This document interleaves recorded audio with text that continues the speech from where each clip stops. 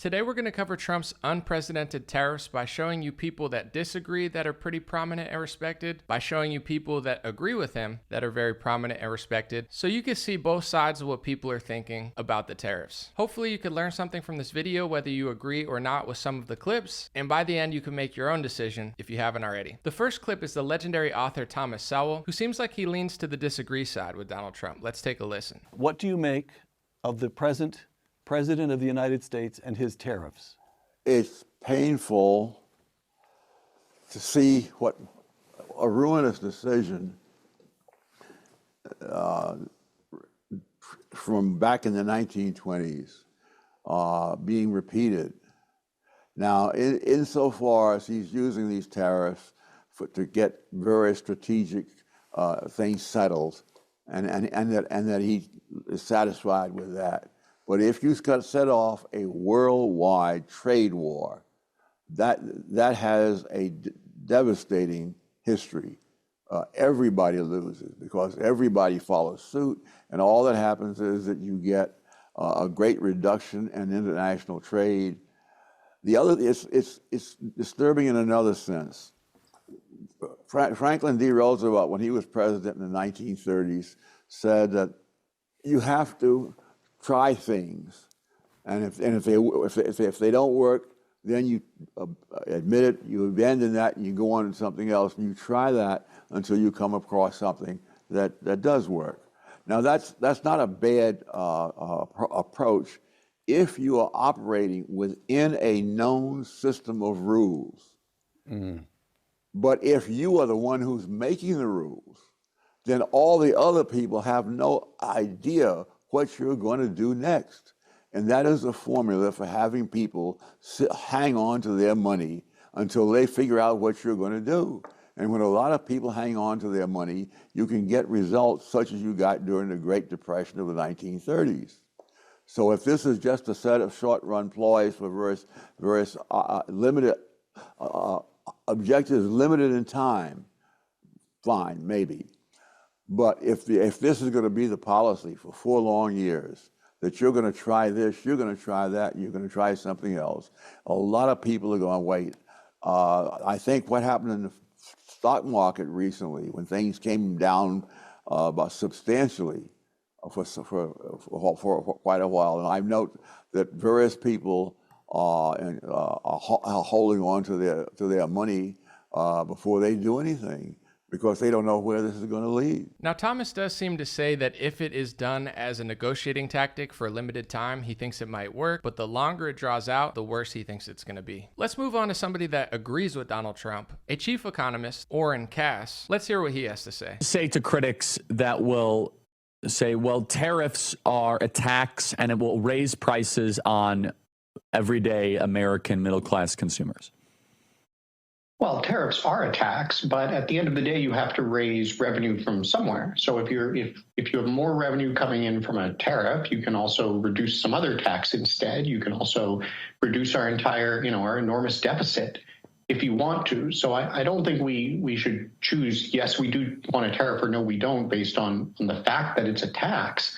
We should think about the goal that we have. And if the goal that we have is to encourage people to find ways to make things here, then we do want that to show up in prices. And what we've seen historically is that when you actually do this, the result is that people do come make stuff here. And once people invest here, they can make it very efficiently. I mean, look at Japanese cars. They all used to be imported from Japan. It was the Reagan administration that basically forced Japan to send Honda and Toyota to come build cars in America instead. No one's walking around complaining that Toyotas and Hondas are too expensive. We're happy that we have them investing here and hundreds of thousands of jobs as a result. It's interesting that he mentions Ronald Reagan in this clip, and I'm going to show you why based on what Ronald Reagan said about tariffs. But first, I want to tell you a little bit about American Hartford Gold. Even with Trump in office, the world's getting crazier. All this COVID money printing sped up inflation, and it doesn't seem to be stopping anytime soon, especially when people get mad at Thomas Massie for simply trying to raise awareness to it. The US dollar is unpredictable, and America's handlers, American politicians, seem to have their sights set on global conflict. Don't let your life savings become a casualty of inflation and instability. Now's the time to call the only precious metal dealer I trust, American Hartford Gold. They'll show you how to protect your savings and retirement accounts by diversifying your wealth portfolio with physical gold and silver. You would have worked with them the last few times I ran this ad. You'd be crushing. Just look at the price of gold and silver. In an increasingly fake world, these two precious metals are real and always seem to stand the test of time. With the finest products, amazing customer service, and a buyback commitment, American Hartford Gold has a 5-star rating from thousands of reviews and an A+ from the Better Business Bureau. American Hartford Gold supports content like this that's committed to bringing you the truth. They've never once bothered me or tried to censor me, and I really appreciate that, on top of the trustworthy service they provide. Tell them I sent you, and they'll give you up to $15,000 worth of free silver on your first order. Call them or text them now. The call number is 844-399-2448. That's 844-399-2448. Or text DREAM to 65532. That's text DREAM, D-R-E-A-M, to 65532. Thanks for supporting the show. Gold and silver sells itself. Now back to the show. All right, now let's get to this clip of Ronald Reagan, who once talked about tariffs. You see, at first, when someone says, let's impose tariffs on foreign imports, it looks like they're doing the patriotic thing by protecting American products and jobs. And sometimes for a short while it works, but only for a short time. What eventually occurs is, first, homegrown industries start relying on government protection in the form of high tariffs. They stop competing and stop making the innovative management and technological changes they need to succeed in world markets. And then, while all this is going on, something even worse occurs. High tariffs inevitably lead to retaliation by foreign countries and the triggering of fierce trade wars. The result is more and more tariffs, higher and higher trade barriers, and less competition. So soon, because of the prices made artificially high by tariffs that subsidize inefficiency and poor management, people stop buying. Then the worst happens. Markets shrink and collapse, businesses and industries shut down, and millions of people lose their jobs. The memory of all this occurring back in the 30s made me determined when I came to Washington to spare the American people the protectionist legislation that destroys prosperity. Now, it hasn't always been easy. There are those in the Congress, just as there were back in the 30s, who want to go for the quick political advantage, who risk America's prosperity for the sake of a short-term appeal to some special interest group, who forget that more than 5 million American jobs are directly tied to the foreign export business, and additional millions are tied to imports. Interesting. Before I show you another clip of somebody who agrees with Donald Trump, for fun, let's just show a clip of reverse leprechaun Jim Cramer, who is not happy with the tariffs, which might be a good sign. I call him a reverse leprechaun because even though he's supposed to be an expert, he's like the opposite of a leprechaun. You see one, there's a pot of gold, you get good luck. The inverse leprechaun is one where he curses the stock that you own or the market in general. But let's take a listen to Jim Cramer. Over and over again, the president said, listen, it's going to be reciprocal. So you do it, we do it. And that was going to be so good. And I really believed in it. And I feel like a sucker tonight because I am not a free trader and I do not believe in free trade. And I was just as tough, if not tougher than his people, but they screwed it up. And they really they did it a totally ill-advised way. And I was very let down as someone who really, truly believes that free trade is awful for the American working person. This is what they came up with. Geez, come on, have some gumption, have some math. Geez, come on, have some gumption. Have some gumption like reverse leprechaun psychopath Jim Cramer during the COVID lockdowns. Take a listen. We have immunocompromised people who are incubators for every variant to come, walking around lawfully unvaccinated? That's psychotic. We have companies that have tried hard to get people vaccinated and now backing down. We have governors who want to be president by grandstanding on a foolish states' right issue, the right to get sick, get other people sick. So it's time to admit that we have to go to war against COVID. Require vaccination universally.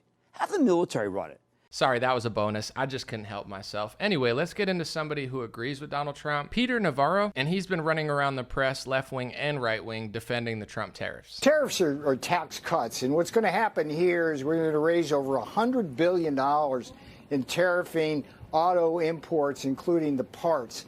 And what the president is going to do in the tax bill that we're working on in Congress is he's going to provide a interest rate deduction for the auto loans when people buy American cars. So that's going to work that way. At the same time, we're lowering our gas prices. Every dollar of gas per gallon that you lower, that's about $1,000 more purchasing powers for consumers. So we're going to take care of Americans, no question there. Plus, what we're going to do is create hundreds of thousands of jobs that are high-wage jobs for prosperity. How negotiable are these tariffs? What does it take for countries to actually negotiate the tariffs that were just announced yesterday?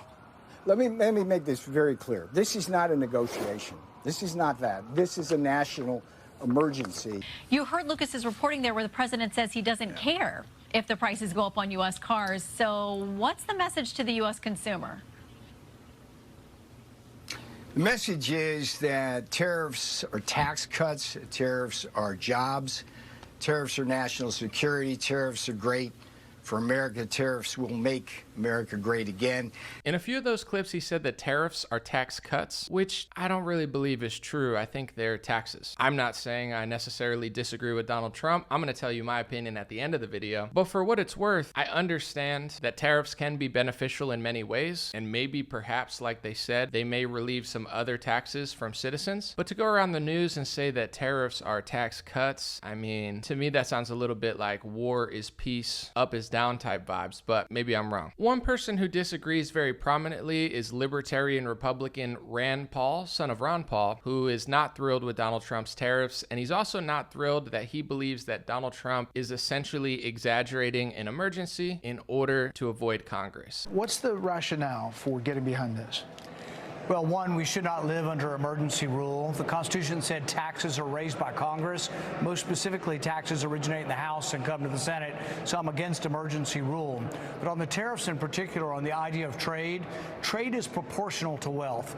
The last 70 years of international trade has been an exponential curve upwards, and the last 70 years of prosperity has been upwards also. We are richer because of trade with Canada, and so is Canada. Whenever you trade with somebody, when an individual buys somebody else's product, it's mutually beneficial or you wouldn't buy it. If the trade is voluntary, it's always beneficial. There is no Canada versus the U.S. The consumer wins when the price is the lowest price. Tariffs raise prices and they're a bad idea for the economy. So Rand says that they raise prices and they're bad for the economy. But when it comes to declaring an emergency to get around Congress, I guess I'm personally conflicted because, of course, you would like to see things done properly. However, one, the state of our country is an emergency. Whether Trump does or doesn't fix it, that's to be seen. But also, Congress is just so bad. It's like, would I rather Trump try to do it by himself or go through Congress? I don't know. Does he need Nancy Pelosi, Chuck Schumer, and Mitch McConnell's approval for these things? It's just a sad state of affairs in this country when you even have to think, like, which one do I prefer more? I guess neither, but that's not an option. Anyway, let's show you somebody else who agrees with Donald Trump. His name is Stephen Moore, and Stephen is a former Trump senior economic advisor. I think that what we're going to hear is a lot about this idea of reciprocal tariffs, as you just mentioned, the idea that, the United States does have the lowest tariffs virtually in the world. Mm-hmm. And as Trump has been saying, that these other countries are ripping us off. They're not playing by the rules of the game. It's not a level playing field. And, I'm a free trade guy. I believe it's beneficial to the world to lower tariffs as much as possible. If Trump's policies work out here, I do believe at the end of the day, that there will be a lowering of tariffs around the world. Our tariffs are about 3 or 4 or 5%, and many other countries are above 20%. And so that just is something we can't live with. And at the end of the day, this could be a liberation from those high tariffs that these other countries are charging American-made, whether it's cars or whether it's our manufactured items or whether it's technology. It simply isn't a fair trading system right now. So I hear what he's saying loud and clear here. It seems like Trump is using this as a negotiating tactic to try to get other countries to lower their tariffs. And in fact, I believe Trump had a chart to show, I'm not being unreasonable. They're taxing us even more. So I'm taxing them back the same, or in some cases, or in most cases, even less. So I do understand that concept, absolutely. If you really want to understand what Trump is either doing or thinks that he's doing, let's look at this Instagram Reel/TikTok video that Trump himself apparently shared on his Truth Social about the chess moves of what he's thinking when he does this. Trump is crashing the stock market by 20% this month, but he's doing it on purpose. And this is why Warren Buffett just said Trump is making the best economic moves he's seen in over 50 years. Now, here's the secret game he's playing, and it could make you rich. So why is he doing this? To to push cash into treasuries, which forces the Fed to slash interest rates in May, and those lower rates give the Fed the ability to refinance trillions of debt very inexpensively. It also weakens the dollar and drops mortgage rates. Now, it's a wild chess move, but it's working. Now, you're probably wondering, what about his tariffs? Well, I'll tell you, it's a genius play. It actually forces companies to build here to dodge them. It also forces farmers to sell more of their products here in the U.S. to bring grocery prices way down. We've already seen this with eggs.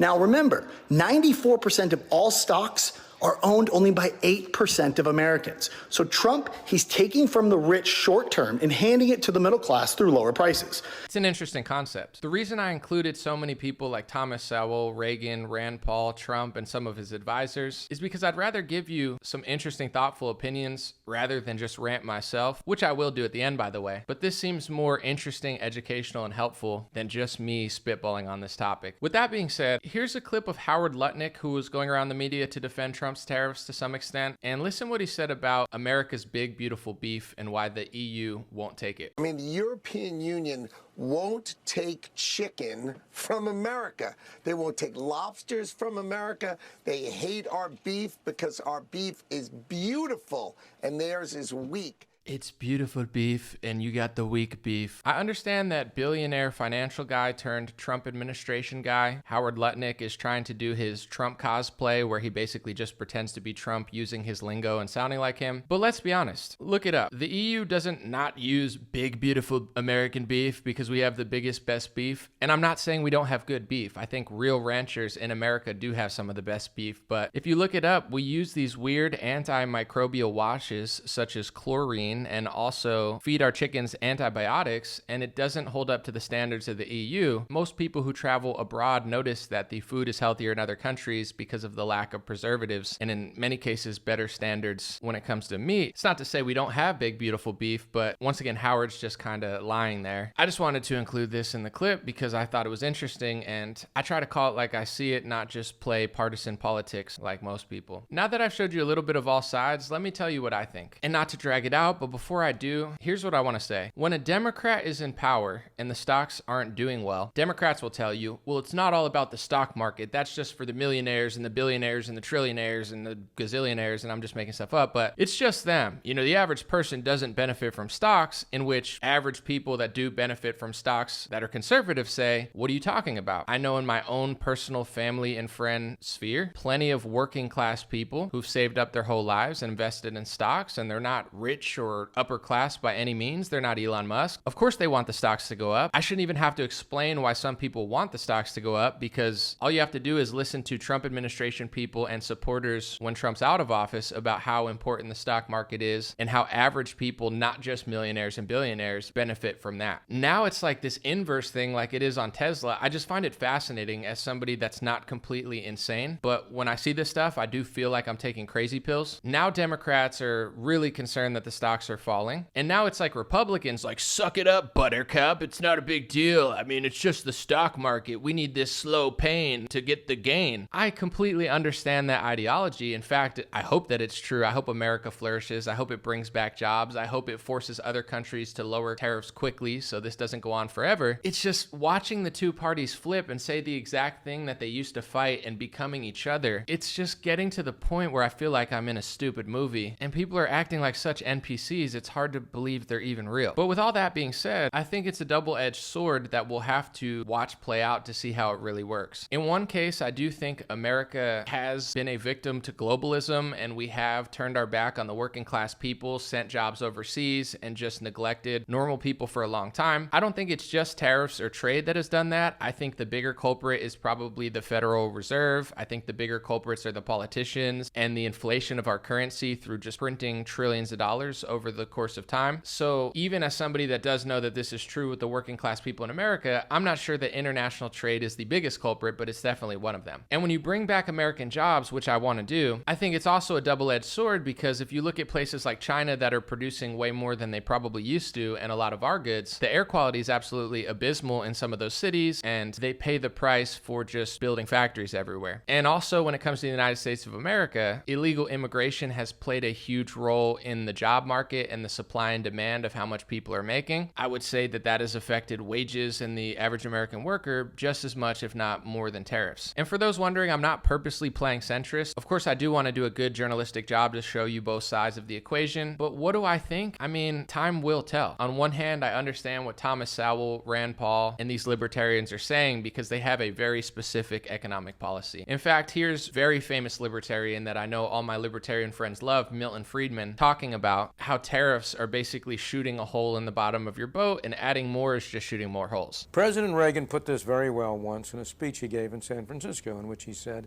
you know, let's suppose three of us are out in a boat in the ocean, and one of the fellows in there takes out a gun and shoots holes in the bottom of the boat. Is it the sensible thing for the others of us to do, to take out our guns and shoot more holes in the bottom of the boat? That's kind of a silly notion, isn't it? But yet that is exactly the notion of protection and retaliation. Suppose Japan and Europe do, and they do, no question, impose protectionist tariffs. That hurts them, it hurts us. If we turn around and impose protectionist tariffs on them in retaliation, all we do is to hurt ourselves some more and to hurt them some more. That we're just shooting additional holes in the bottom of the boat. It doesn't make any sense. The best thing in the world would be for all countries to engage in free trade. But even if other countries don't, then the sensible, rational thing for us to do, all by ourselves, after all, we're the great leader of the free world. We're not simply a camp follower. The idea of our going around and imposing quotas on imports from Hong Kong and from Singapore and from all those other terribly threatening countries, it seems to me it's just demeaning and degrading for a great power to engage in acts like that. So in my opinion, the right course of action for the United States would be unilaterally to get rid of its restrictions and say to the world, come and sell your goods here. We're delighted to sell to you.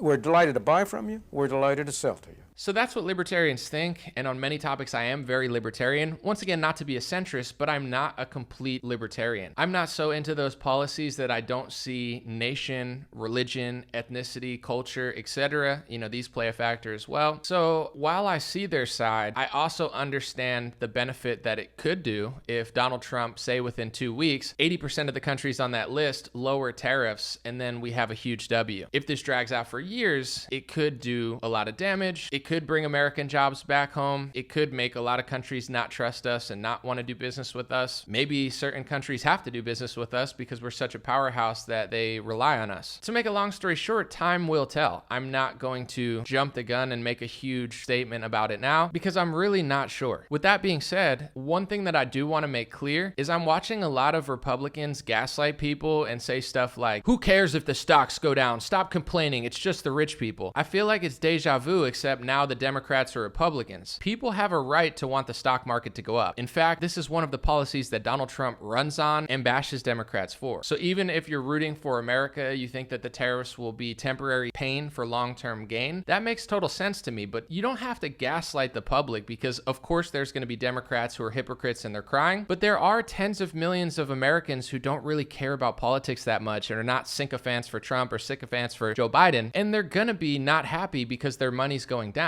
And it's not just the billionaires who are hurting, it's average people, it's people's 401k who are relying on that, and they have every right to be a little bit annoyed or concerned. And to those who are saying that that's selfish, is feeding your family selfish? Is working a working class job for 40, 50 years selfish, and then when you want to get that money, it gets cut in half or by a quarter? I wouldn't consider that selfish. Everybody in the world wants to be able to provide for their family and be well off. So just enough of the gaslighting. I'm rooting for Trump. I hope it works. I hear the libertarians. Time will truly tell. And when it comes to trusting Donald Trump's plan, I can't say that I do because I think Trump showed his true character during Operation Warp Speed and after that, and even with a lot of these speech laws that he's passing, the IHRA anti-Semitism definition that he's forcing upon the United States, which in my opinion is a huge violation of the US Constitution, and it's a sitting president trying to force universities, states, schools, etc. to adopt this ridiculous definition of hate speech. But I know his true character. While he does does do some good, and while I do like some things about him, absolutely, I even voted for him this time, I don't trust the guy at all. I watched him gaslight people like the sneakiest snake oil salesman of all time when it came to his big, beautiful vaccines, the same way that snake oil salesman Howard Lutnik is trying to sell our big, beautiful beef instead of trying to make America healthy again, which is what we got Bobby Kennedy into a position for. So with all that being said, this is Trump's big move. This is his big moment. I hope it works. I hope it doesn't devalue the United States and our business. I hope it brings jobs home. I'm rooting for him, absolutely, but cautiously, and really that's all you can do. When it comes to what's going on business-wise, the more uncertain our market is, the tougher it's going to be for a while, but who knows how long this lasts. I'm not going to make a big stink about it, and then maybe it all goes away in a week or 2 weeks. Maybe it draws out for a year, 2 years, 3 years, and the pain really sets in. Obviously, this is not financial advice because none of this was, but I'm just saying it anytime I talk about stocks, trying to be safe on YouTube and Facebook. Let me know what you think in the comment section. Have a beautiful day, and out of all the people that I showed you in the clips, who do you agree with the most? Thanks for watching.